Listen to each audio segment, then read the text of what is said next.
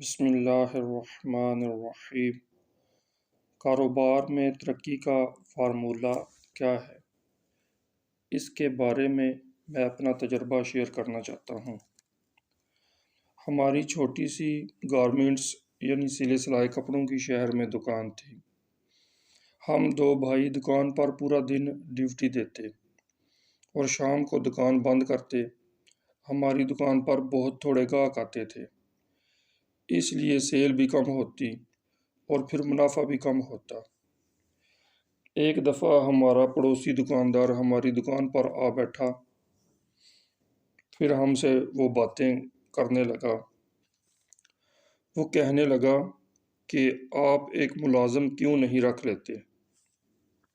ہم نے کہا کہ ہم پہلے ہی دو بھائی یہاں موجود ہیں، گاہک بھی بہت تھوڑے دکان میں آتے ہیں، اس لیے مشکل سے اپنی تنخواہیں نکلتی ہیں، ہم ملازم کو کیا دیں گے؟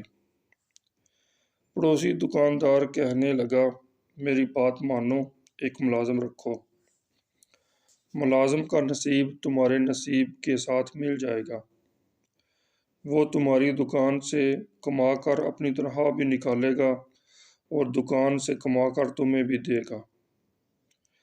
لہٰذا پڑوسی دکاندار بھائی کی بات ہم نے مان کر ایک ملازم دکان پر رکھ لیا، اور چند مہینے ہم نے مشاہدہ کیا کہ واقعی پڑوسی دکاندار کی بات ٹھیک تھی۔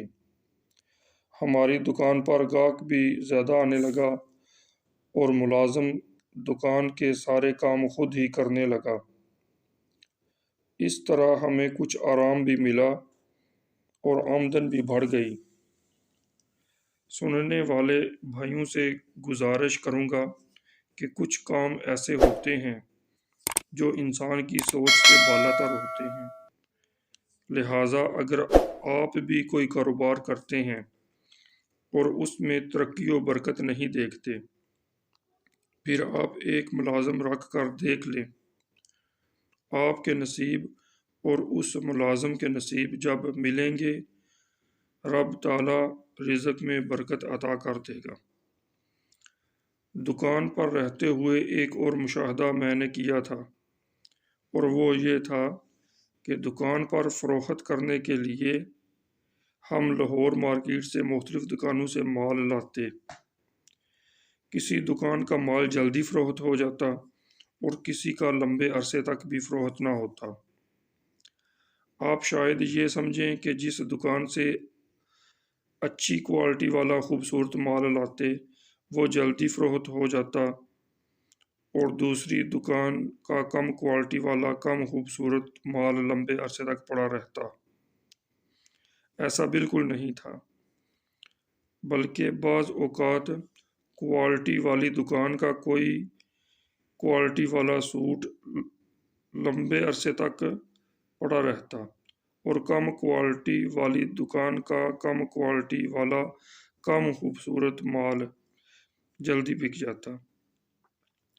اور پھر یہ معاملہ ہمارے ساتھ کئی بار پیش آیا۔ تب ہمیں سمجھ آئی کہ جس دکاندار کے ساتھ ہمارے نصیب میچ کر جاتے اس کا مال خوب بکتا، اس طرح دونوں گھروں کو فائدہ ہوتا، اور جس دکاندار کے ساتھ نصیب میچ نہ کرتے مال کم بکتا، اس طرح مال جب بہت دیر سے بکتا تو منافع بھی کم ہو جاتا، اور یہ میرا ذاتی تجربہ ہے، اور یہ میری بیان کردہ بات غلط بھی ہو سکتی ہے اور صحیح بھی ہو سکتی ہے۔ میرے معزز سننے والوں، میں نے آپ سے اپنا تجربہ شیئر کیا، اور ہو سکتا ہے حقیقت ایسی نہ ہو جیسی میری ناقص عقل نے سمجھی۔ اور قرآن پاک میں اللہ تبارک و تعالیٰ فرماتا ہے، جس کا مفہوم کچھ اس طرح ہے کہ تم ایک چیز کو پسند کرتے ہو سکتا ہے وہ چیز تمہارے حق میں اچھی نہ ہو، اور تم ایک چیز کو ناپسند کرتے ہو اور ہو سکتا ہے وہ چیز تمہارے حق میں بہتر ہو، اور اللہ ہی بہتر جاننے والا ہے۔ اللہ تبارک و تعالیٰ کی بارگاہ میں دعا ہے، التجا ہے کہ ہمیں اپنے حبیب نبی رحمت صلی اللہ علیہ وسلم کے صدقے وہ عطا کرے جو ہمارے حق میں بہتر ہے، اور اس چیز سے بچائے جو ہمارے حق میں بہتر نہیں ہے۔ اور اللہ اور رسول نے ہمیں جن کاموں کے کرنے کا حکم دیا ہے وہ یقیناً ہمارے لیے بہتر ہیں، لہٰذا ہمیں ہر حال میں ان کاموں کو پابندی اور ذوق و شوق سے کرنا چاہیے، اور اللہ اور رسول نے جن کاموں سے منع کیا ہے ان سے ہر حال میں بچنا چاہیے۔ اللہ تبارک و تعالی ہمیں اپنی محبت عطا فرمائے، ہمیں اپنے محبوب صلی اللہ علیہ وسلم کی محبت عطا فرمائے، اور اپنے محبوب صلی اللہ علیہ وسلم کے ساتھ محبت کرنے والوں کی محبت عطا فرمائے۔ آمین۔